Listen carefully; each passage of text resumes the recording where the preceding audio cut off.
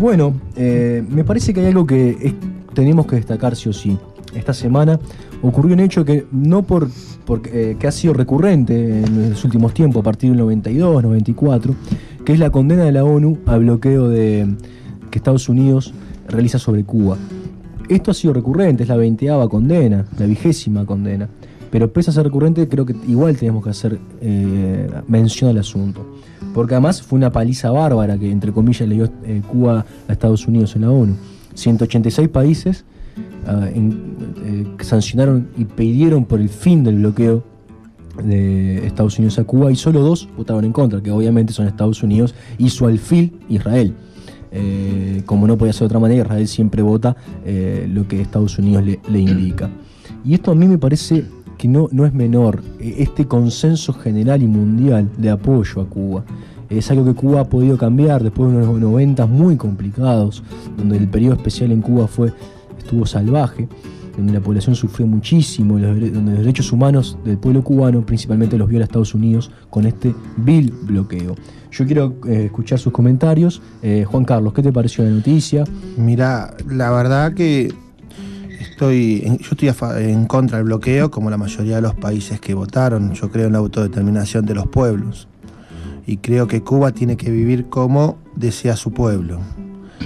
Estados Unidos, en esto, creo que no se puede meter en otros países y todos sabemos lo que implica el bloqueo en contra de cualquier país, y más en un país pequeño como es Cuba, que está demasiado cerca de Estados Unidos y los cuales los afecta en insumos, en necesidades, en cosas para subsistir, como por ejemplo insulina, medicamentos, claro, alimentos. Es un tema que yo creo que Estados Unidos lo hizo para los perjudicó a Cuba, pero quizá los fortaleció a Cuba como nación en cuestión de solidaridad. Sí, seguramente hubo momentos muy, muy duros con esto del bloqueo, porque hoy por hoy las cosas están un poco más light, ¿no? En el bloqueo, porque seguramente que se comercializa, si no, no estaría como está Cuba. El tema es que en su momento, con el tema de los medicamentos y los alimentos, como decía Juan Carlos, se han visto en un tema muy apretados, y seguramente con el correr del tiempo se han buscado alternativas para que el pueblo no sufriera tanto ni la hambruna ni la falta de remedios, ¿no? A veces uno se cuestiona esto que decía Pablo por el tema de la votación de la ONU. Sabemos que las votaciones son... Lo mismo que en las Malvinas, ¿no? Claro, está bien, es un voto favorable, pero ¿cuál es la consecuencia? Que salgan los diarios, porque después no hay una determinación, claro. No tiene poder las Naciones Unidas como para obligar a nadie a no ser cuando las resoluciones acompañan la política exterior, claro, de Estados Unidos. Ahí sí, porque Estados Unidos se encarga de que esas resoluciones, claro, se cumplan. Ahora, depende de quién favorezca la resolución, ¿verdad? Claro. Yo hay un par de cosas a anotar. Primero, el bloqueo. ¿Cuándo surge el bloqueo? El bloqueo lo pone en práctica el presidente Kennedy, el demócrata Kennedy, que lo pintan como la persona más altruista del mundo. No, Kennedy ideó el bloqueo y antes había intentado invadir Cuba en Bahía de Cochinos, un año antes, en el 61.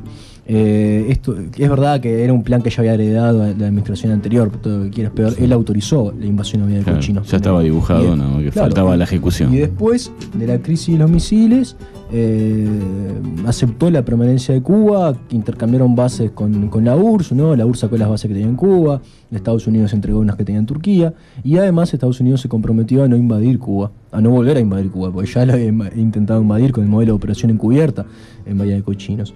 Pero idearon este plan de bloquear Cuba económicamente, asfixiarla económicamente. Y esto viola los derechos humanos de los cubanos y también en parte de los estadounidenses, porque no pueden viajar a donde quieran libremente, porque a Cuba es un destino que se hace muy dificultosamente acceder. Y disculpame, aparte, si vos pones un bloqueo contra Cuba, ¿por qué no poner un bloqueo contra China? Bueno, pero es por eso mismo, entonces, si vos en principios no es muy coherente, ¿no? Yo creo que está muy mal el tema del bloqueo, ¿no? Lo perjudica demasiado al pueblo cubano. Sí, y es un pueblo que además tenemos que tener en cuenta algunas cosas. Hasta los detractores de Castro indican algo que indicó Juan Carlos recién, que este bloqueo pudo haber ayudado incluso al régimen, pese a que las privaciones fueron brutales, como ustedes dicen, carencia de productos básicos, pérdida de $1.000 millones, se habla que perdió Cuba por culpa de este bloqueo, pero también a Fidel Castro y al régimen le ayuda a llevar adelante aquel principio de San Ignacio de Loyola, de en toda fortaleza asediada, cualquier disidencia es traición. El enemigo de Cuba no es virtual, es Estados Unidos, la principal potencia del mundo. La tiene cerquita. Miami parece un dedo índice que dice: esta isla es mía. Tiene una base militar que hablamos en la clase pasada, el programa pasado, que se llama Guantánamo. Las violaciones del espacio aéreo cubano por Estados Unidos son constantes. Y además tiene un bloqueo económico. O sea, el enemigo no es virtual. También es cierto que Fidel Castro y el régimen cubano ha intentado llevar adelante la unidad. Esto fortaleció la unidad, como dijo muy bien Juan Carlos, pero también el régimen la lleva adelante fuertemente. Pero hay que tener en cuenta esto. Pese a este bloqueo, UNICEF, que no es un organismo cubano, como sabrán, dice que Cuba es el único país latinoamericano de América Latina donde no existe nutrición infantil. Pese a este bloqueo, pese a que el enemigo es Estados Unidos, pese a las imágenes del régimen que nos muestran de que no hay libertades, que no hay derechos ninguno, el único país de América Latina, según UNICEF, en el último informe, donde no existe desnutrición infantil, es Cuba. Si comparamos a Cuba con los países de la región, por ejemplo, en mortalidad infantil, Cuba tiene 6 por 1000, Haití tiene 60 por 1000, Guatemala tiene 28 por 1000, República Dominicana tiene 26 por 1000, Argentina tiene 11.8 por 1000, casi el doble que Cuba. Mueren casi el doble más de niños cuando nacen en Argentina que en Cuba. Estados Unidos tiene 6.2, un poco más elevado que Cuba, pero muy cerca. Cuba tenía el 6. Alfabetización, Cuba tiene el 100% de la población alfabeta. Y tiene el 95% de los cubanos terminaron el colegio secundario. El secundario no es que saben leer y escribir, sino que terminaron el secundario. Tiene un nivel medio logrado. Y esto se hace también, como decíamos, porque cuando te atacan de afuera se hace más fuerte todo lo interno, y se han preocupado enormemente en lo que es educación y salud, ¿no? Estas son políticas del desarrollo que el régimen lleva adelante. Haití tiene el 45% de la población analfabeta. Guatemala tiene el 46% de la población analfabeta. República Dominicana tiene el 37% de la población analfabeta. Claro. Son los países de la región. Esto la ubicación geográfica está muy cerca, nada más que al lado de Cuba aparecen aldeas. Economía similar. Argentina tiene el 85% de la población argentina terminó el secundario. La de Cuba terminó el 95%. Sí. O sea, médicos por habitantes. Cuba tiene 592 médicos cada 100.000 habitantes. Haití tiene 25 médicos cada 100.000 habitantes. Guatemala tiene 90 médicos cada 100.000 habitantes. República Dominicana tiene 188 médicos. Estados Unidos tiene 256 médicos por 100.000 habitantes. Y Argentina tiene 301 médicos cada 100.000 habitantes. O sea, Cuba tiene casi 600 médicos por cada 100.000 habitantes. Haití tiene 25. Realmente los beneficios sociales, la política de desarrollo social que lleva adelante el régimen, pese a que no les gusta el signo o la orientación a muchas personas, es inobjetable.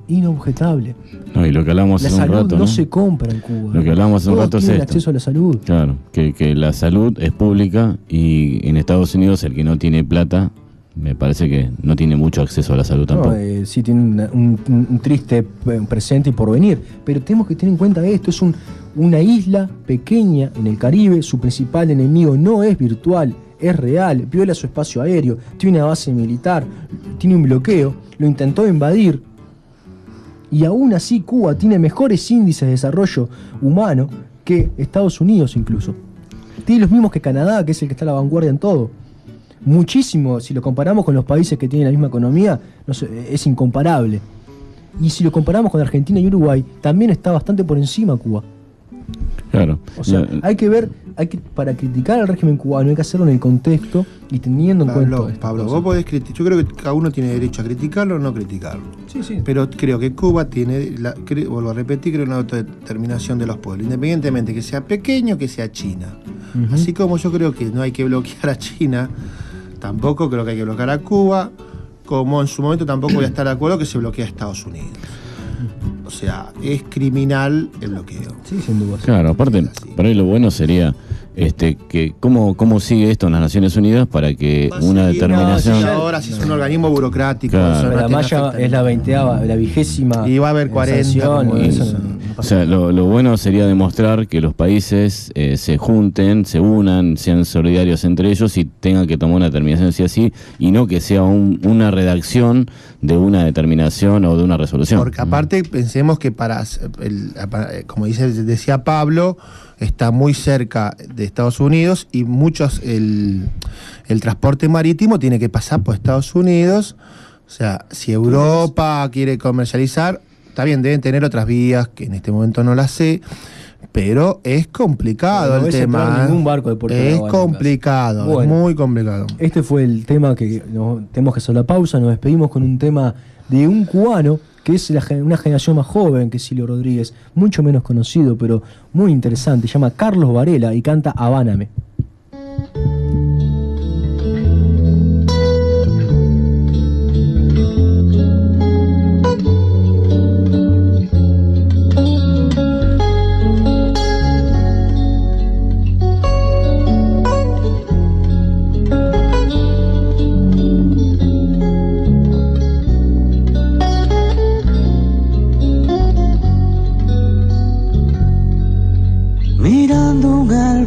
Fotos de la vieja capital, desde los tiempos remotos de La Habana colonial.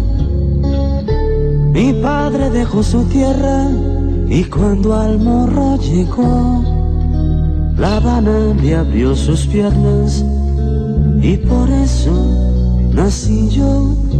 Habana, Habana, si bastará una canción para devolverte todo lo que el tiempo te quitó. Habana, mi Habana, si supieras el dolor que siento cuando te canto y no entiendes que es amor.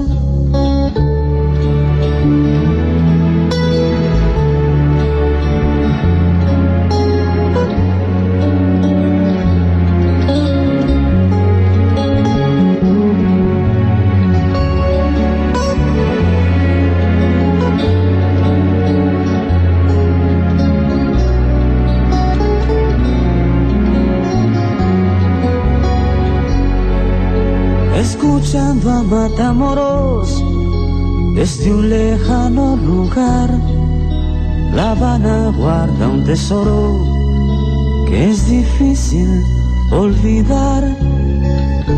Y los años van pasando y miramos con dolor cómo se va derrumbando cada muro de ilusión.